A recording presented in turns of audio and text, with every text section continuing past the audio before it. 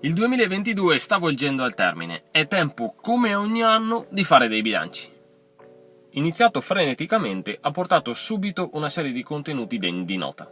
Il DS2000 Job, arrivato all'8º episodio, ha visto finalmente coinvolta la parte estetica della mia Honda, con un lavoro a 360 gradi da parte di Carrozzeria Azzolin.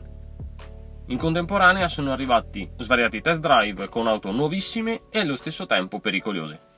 Da una parte l'Audi Q3 Sportback era da poco sbarcata sul mercato, dall'altra l'M4 Competition F82 e l'M3 Competition G80 mi hanno lasciato a bocca aperta. Talmente a bocca aperta da farmi delle domande esistenziali sulla mia auto. A febbraio infatti ho realmente pensato di separarmi dall'S2000.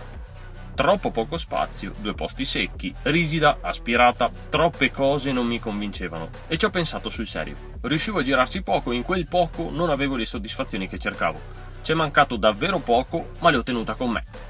Proseguendo con i test su strada sono arrivate altre auto pazzesche. Una su tutte la Ford Sierra RS Cosworth di BEV Garage. Un'autentica belva sputafuoco vecchia scuola, col turbo che inizia a spingere davvero sopra i 3000 giri. Veramente da quell'officina esce solo artiglieria pesante.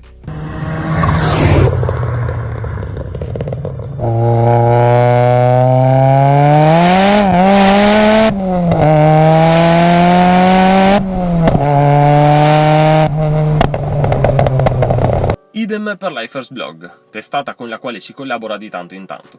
Qualche anno fa avevamo fatto un'uscita insieme con una Porsche 992 Cabrio. Ora, sempre da Stoccarda, una Taycan Sport Turismo GTS. Larga, lunga, lussuosa e di qualità eccelsa, peccato non abbia voce.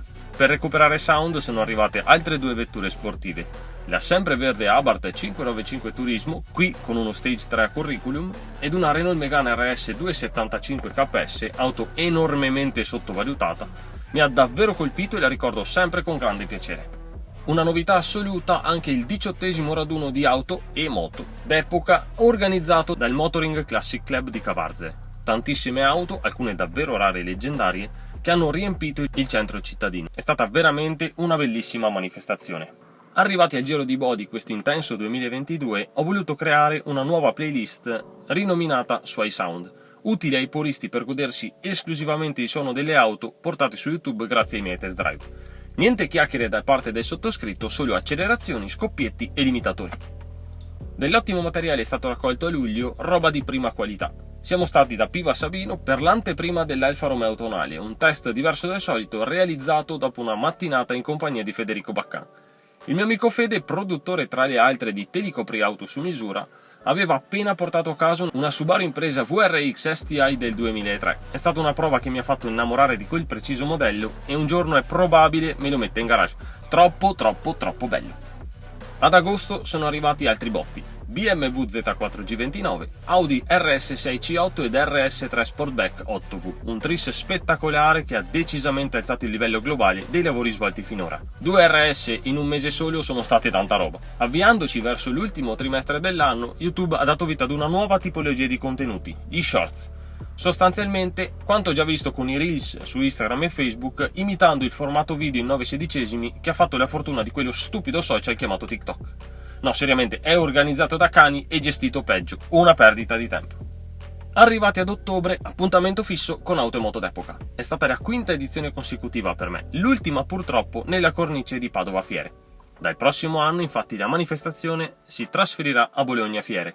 Non so se riuscirò ad andarci avendo sempre tempi abbastanza stretti. In ogni caso, se ci sarà modo, non mancherò, è sempre un piacere. Via via si sono susseguiti gli ultimi test drive dell'anno con auto incontrate sotto una nuova veste, come la Fiesta ST 8.5 preparata da Upgrade Garage, un'altra AMG con la bellissima e nuovissima CLA 35 ed infine 2 rarità: la Golf GTI 6 Edition 35 e la Subaru Impreza S204, entrambe importate in Italia ed autentici unicorni. Siamo stati fortunati a poterle toccare con mano. Penultimo video dell'anno, il nuovo setting con gomme e cerchi nuovi per la mia S2000, portando il DS2000 Job a quota 10 episodi. Non male. Quest'anno abbiamo raccolto molto più materiale inedito, mostrando direttamente i backstage dei nostri lavori, svolti sempre con Andrea e Cristiano, ormai staff fisso per ogni realizzazione. È stato un anno davvero bello pieno, con il totale dei test drive arrivato a 83. Se mi guardo indietro vedo davvero una mole enorme di lavoro svolto, inimmaginabile sinceramente quando sono partito con il mio cellulare senza né arte né parte. Grazie a tutti per seguirci con assiduità. Buone feste, buona fine e buon 2023.